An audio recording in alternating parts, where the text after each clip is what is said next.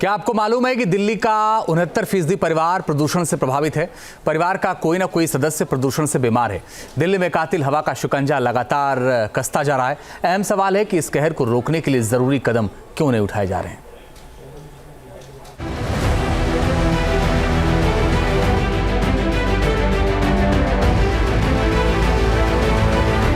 हर साल दिल्ली में प्रदूषण से होती है 12,000 मौत। 24 घंटे में दिल्ली में जाती है 32 लोगों की जान। हर घंटे में दिल्ली में होती है औसतन 2 लोगों की मौत। मौत बांट रही है दिल्ली की जहरीली हवा। क्यों नहीं मिल रही है प्रदूषण से मुक्ति की दवा? क्या कभी नहीं हो पाएगा पॉल्यूशन का परमानेंट इलाज? प्रदूषण के कोहरे में घिरी दिल्ली सवालों का जवाब जानना चाहती है, लेकिन दिल्ली वालों की बदनसीबी यह है कि किसी के पास इसका जवाब नहीं है। दिवाली के बाद दिल्ली हाफ रही है। प्रदूषण WHO के मानकों से 65% ज्यादा है। लोग प्रदूषण से परेशान हैं। हमारे हिंदुस्तान में PM 2.5 और PM 10 कई बार तो 1000 से लेके और 3000 गुना तक ज्यादा चला गया है और ये कभी भी कंट्रोल में नहीं रहा है। रही बात CPCB की, इनके पास तो 2006 से लेके 2017 ही है इनकी वेबसाइट पे, और ये कहते हैं कि ये IMD हमें प्रोवाइड करती थी। तो अपने आप में एजेंसीज की क्रेडिबिलिटी के ऊपर ये बहुत बड़ा सवाल पैदा करता है। ऐसा बहुत परेशानी उठाना पड़ रही है। क्या क्या दिक्कत हो रही है? एक तो गर्मी, ऊपर से तबीयत खराब हो रही, बुखार, जाड़ा, खांसी, जुकाम, प्रदूषण के कारण। हाँ, अभी तो परेशानी बहुत है, झेलना पड़ता है। अभी परेशानी है ही अभी। जैसे और अभी ठंडी में परेशानी होगा ही, सबको भी होता है। ठंडी आ रहा ना, लगातार बढ़ते जा रहा धीरे धीरे। कैंसर, हाइपरटेंशन, अस्थमा और ब्रोंकाइटिस ये वो बीमारियां हैं जो दिल्ली वालों को हर वक्त अटैक कर रही हैं। दिल्ली NCR में प्रदूषण के असर को लेकर खौफनाक रिपोर्ट भी सामने आई है। प्राइवेट एजेंसी लोकल सर्कल के सर्वे में दावा किया गया है कि दिल्ली NCR में 69% परिवार प्रदूषण से प्रभावित हैं।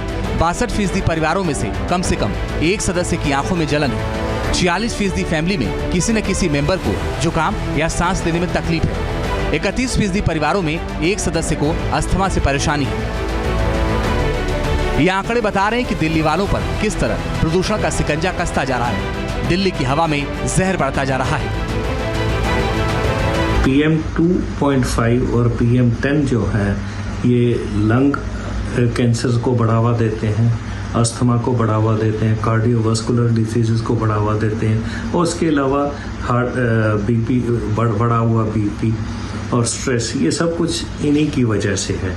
तो जब तक हमारी एजेंसीज को यही नहीं पता होगा कि इसका कंटेंट कितना है एटमॉस्फेयर में और इसको कैसे कंट्रोल करना है, तो अपने आप में ये बहुत बड़ा सवाल है।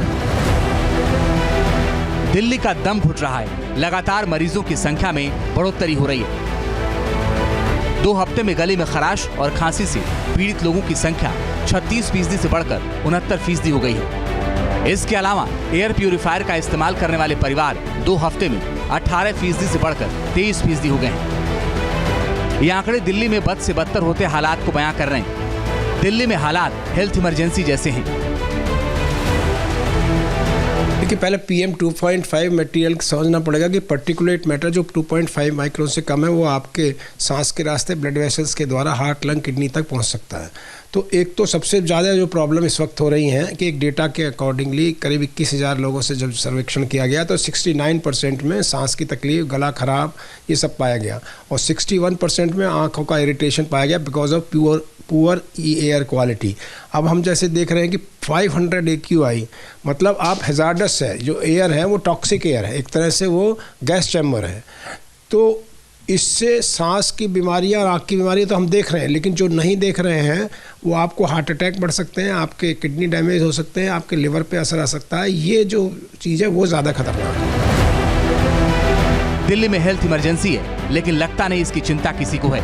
यहाँ सब कुछ भगवान भरोसे है। हर साल दिल्ली में ऐसे हालात बनते हैं, कदम उठाने की बात होती है, लेकिन जैसी ही स्थिति सुधरती है सब जहरीली हवा के कहर को भूल जाते हैं।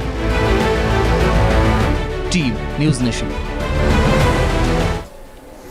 न्यूज नेशन अब व्हाट्सएप पर। खबरों के ताजा अपडेट के लिए न्यूज नेशन के इस QR कोड को स्कैन करें।